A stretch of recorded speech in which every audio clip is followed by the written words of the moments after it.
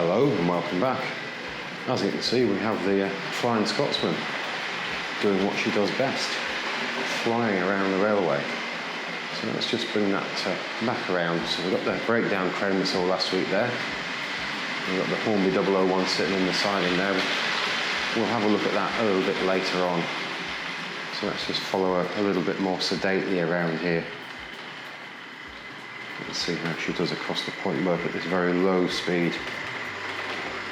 I think this is model R.855, and this one's made of bits, I think, so it's not a true model. It's in fairly poor condition, which I believe the real locomotive spent quite a lot of its life in various states of disrepair over the time. So I think this is the chassis is probably mid-late 70s. Got the plated wheels, cylinder blocks have put the lining back in. It does have a blown firebox. It's got metal wheels. We'll have a swift look over it a little later on. Got the Teak coaches. We were talking about the brake version of that has been the same as the breakdown coach. There she is there. Perhaps we'll have a look at those two side by side a little later as well. So the brake in the Teak coaches was R.746, and the full thirds were 745. I think they were available between 70 and 77 with a possible catalogue number change when the change to silver seal wheels came along. I think these ones all have those plastic white rimmed ones. But it's going to be an odd video. I'm going to take a break from this. We're not going to do too much with the Flying Scotsman. I've got everything set up. I'm going to try and get some track work in here and install the turntable. So I think we're probably just approaching into the third week of January at the moment. So Christmas has been and gone, and it sort of put a delay in me getting hold of some point work that's going to work to get the turntable in. So I acquired a little bit of track, and someone's very kindly sent me some straight track here, which is flexi, which is going to be a great help. There is a little bit more of it than that. I've just bought some new old, or they used steel points. Very pleased with those. So that'll enable us to get the spur off the inside line. So probably a left-hand point, I think. We're going to get that in this area here. Let me make the camera a little wider, I think. Excuse it wobbling if I try and make this a little wider. There we go. So we'll be able to see a little bit more. So that's going to run off around here, and we'll get the turntable in there. Let's just have a quick look at the diagram here. I'll grab a pencil. I'll try and draw in what I'm planning. So over the next few days or so, I'm going to get this in. So I'm going to get a spur off here. Excuse the wobbly line. And we're going to swing it around here, and we're going to get the turntable in there, and we'll see what we can do with these three outlets there. And I'm hoping that if the curved point I have is going to act sensibly and play, that we will get a couple of sidings or yard and develop something along there. That's the plan anyway. We'll see how that goes, but I'm not sure about the curved point. It's one of the older ones with the big box on the side of it. It seems to work. I've had a test of it. Continuity seems all right, but we'll see how that plays when we get it pinned in. I'm never very sure about the mechanism in these. It always seems a little bit weak. So if I just stand back a little bit, we'll see the area. We're going to get that in there. So that's going to go in there. So that's going to take away the nice area I've been sort of having a close-up of the model. So that's going to necessitate, I think, something else being built in here with a hinge, perhaps. It had been my intention to develop a camera mount off the wall over there to work in that area on the bench there, but it's going to involve too much tidying up every time I want to do close-ups of anything, so you can see the general mess we've got going on there. I've just moved over to the outside of the layout here so we can get a better view of where the turntable is going to go. They do eat up rather a lot of space, and there we can have an overview of the wiring. I know a number of people have been quite worried about the direction I'm going with the wiring, but there is a plan, but it's going to take some time to get there. Don't worry, the switches will turn around like I had them on the previous layout. The wiring will all be dropped to the baseboard when I'm ready to do so. So turntable going in there, and then possibly we're going to get an additional siding or two running down this side, and we'll lose the Super 4. Let's just have a look down at this Hornby 00 crane we saw last week. I'd have gone ahead and cleaned it up a little bit more. This wagon is now much cleaner. Let's see if we can just lift that up. Will that stay up? No, it won't. We'll move it over there.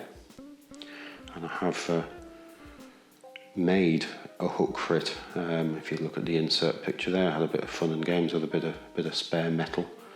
I don't know whether we can get focus on that. It's a bit crude when you look closely.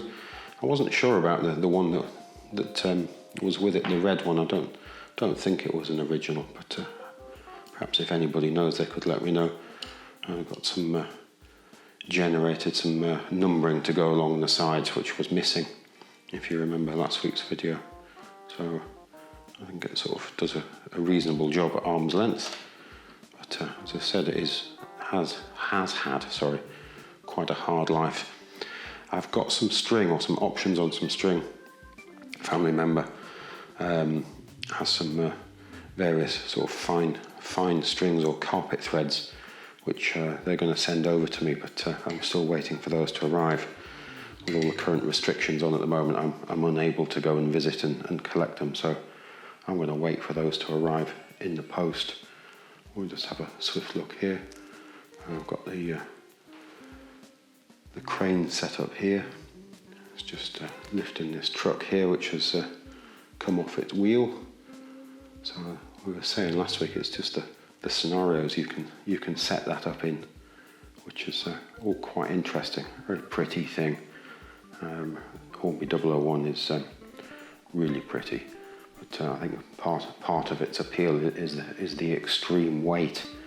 So when we've got this, and if hear that, when we've got this sorted out, we'll find something of suitable strength to run that around the layout. I think that's going to be quite interesting. Swift look over at the workbench. This little bit of an update here is going on a bit, but I told you this video will be sort of more unusual, I think. So workbench, always a bit of a mess. I had intended to do some detail shots looking down on there and get the tripod mounted on the wall. I'm after a little bit of studding which matches the bottom of the tripod heads, so I could mount that coming out from the wall, and I could work down, but that's proving more difficult to find than I had thought. But that's the general sort of mess that goes on when you're trying to keep these things running and moving. But I think we'll catch up with my progress a little further through the video.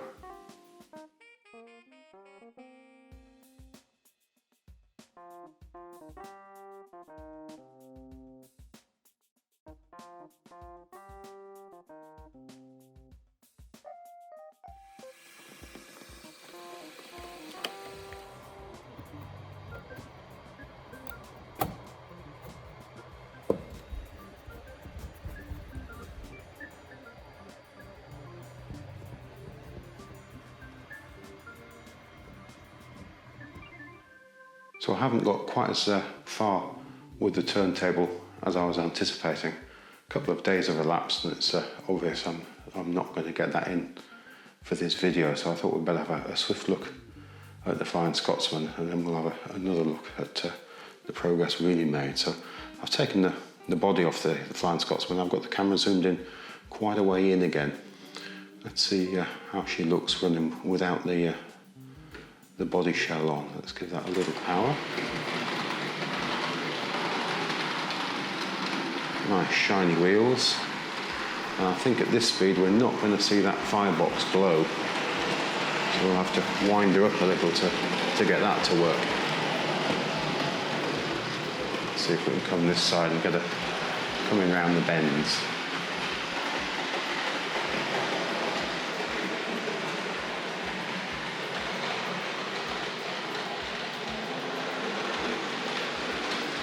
You can see in that rear truck there I've got some blue tack just to give it additional weight. It's always bounced around a little bit, the truck on this one. I'm not quite sure why. It looks the same as the casting on the other models I have, but this one's always been a bit of a problem. Just needs the extra weight. So let's see if we can bring that to a stop. You can hear the emergency vehicle in the background there. So let's see if we can just grab that and have a look. I'm just going to zoom this out a little now. So, sorry, wrong direction, there we go. So that's a more realistic view. Let's just unhook that and we'll have a swift look over the body here. I think we've seen this one before in the past, so we'll just have a quick look over this. Let's get a relatively clear background. And you can see it's sort of all there.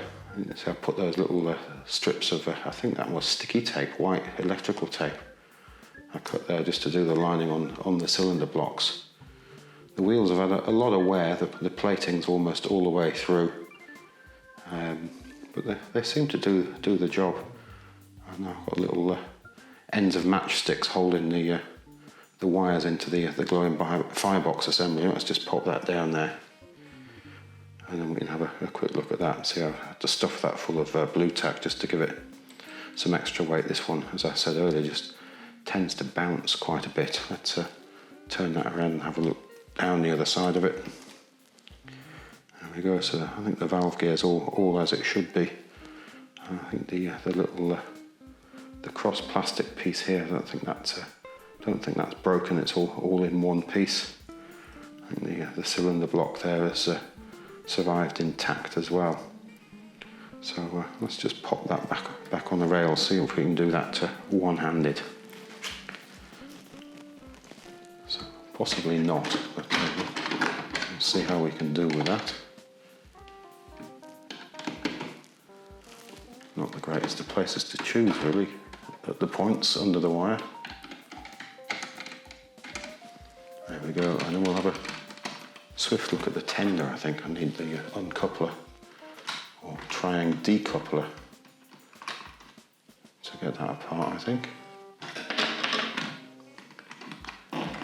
So again, I think this is made up of some unusual bits. The coupling has been glued on.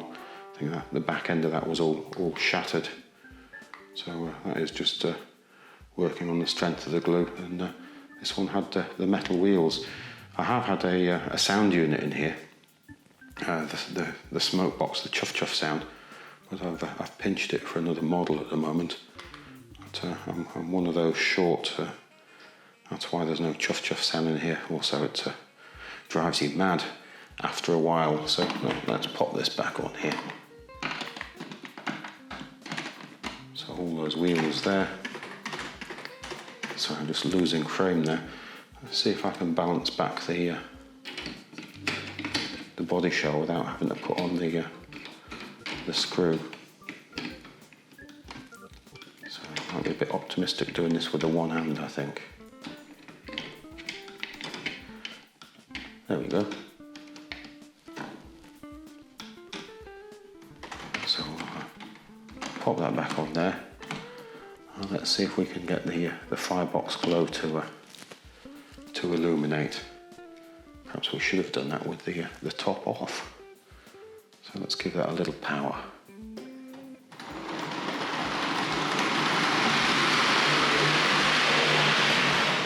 You just see that glow there as it went past.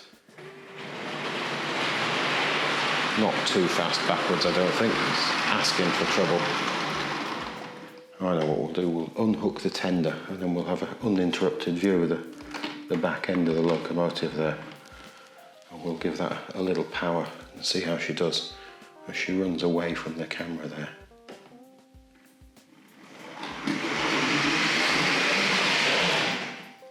So let's see if we can catch that on the way back. And remember to stop it before we get to the tender.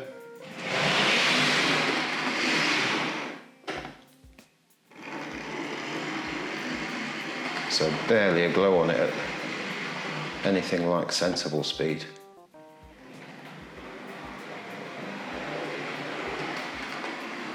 So it really does have to be that and above before we get anything coming from that. So let's just hook that lot back up again. We'll back it up and we'll see if we can have a run over the incline with it. So there we go. Now I just need a quick think with the points, and you can see I've got the extra point in here for the turntable. I was mistaken earlier when I said that was going to come off the inside. Come off the inside line. It doesn't actually come off the inside line. It comes off the line which goes to the underneath of the coal unloading bridge. If we follow that around, where that diesel shunter is there, let's take that away before we have an accident. So we follow that around, and it comes right around here, and then under the bridge. So if I come down there, you'll be able to see that. You'll be able to see a new point which has unexpectedly gone in there. And then that line runs round underneath the coal unloading bridge there. So one of the reasons I didn't make such great progress with the turntable was this new siding I decided to put in. We'll just go a little wider with the camera there so we can see. I've got the point in here, and the holes are drilled for the cabling. I've got the start of the cabling here, but not got it sorted out, so that runs all the way around here. So I just thought that would be a nice use of that little bit of space there. We've got a buffer on it there. So there's a couple of isolating sections in here, so we could stand a couple of locomotives in there quite nicely. So I'm getting sidetracked and standing on the squeaky floorboard. So let's go and see what I was doing with the points. So definitely need to open number 1 down there at the far end. Sorry, I'm tipping the camera over. It seems like we've knocked the switch at some point. That's the trouble with these lever frame switches. Then we need 5 and number 4. So 5's off the main line. And then 4 switches over. There we go. And then number 2 takes us onto the overhead line. There we go. So let's see if we can bring this lot through here and see how it all does.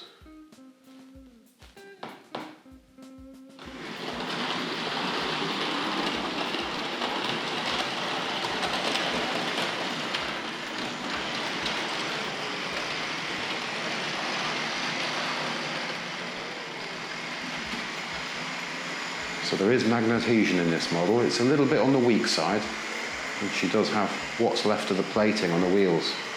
But she seems to be coping with that quite nicely, doesn't she? Around she goes, and over the bridge. And she's going to gather some pace by herself there. And through those points.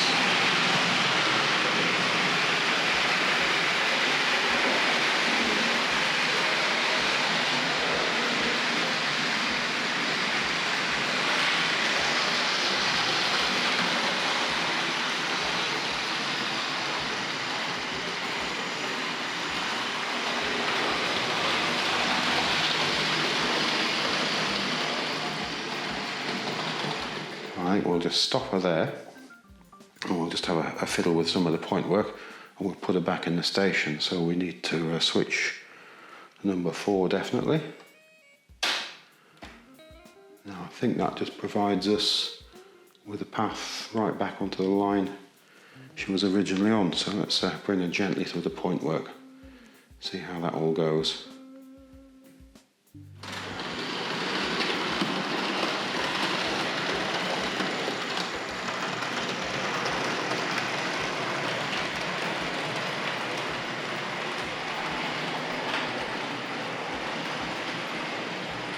and then we'll bring her to a stop roughly where she started out.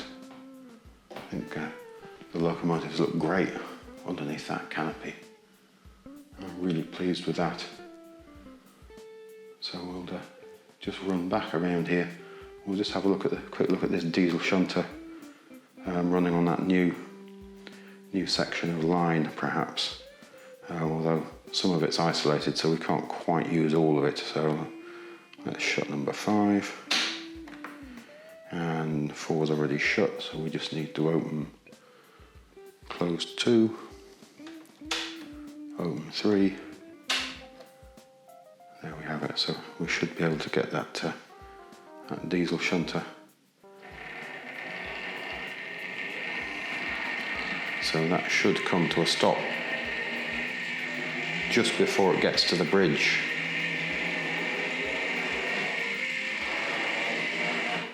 There we go. So I've got an isolating section in there. So that'll just give me a bit of flexibility. An isolating section on the point there. So I'm going to be able to hold something back under here and on here and then here. So it just gives us more spaces to leave things on the railway as time moves on.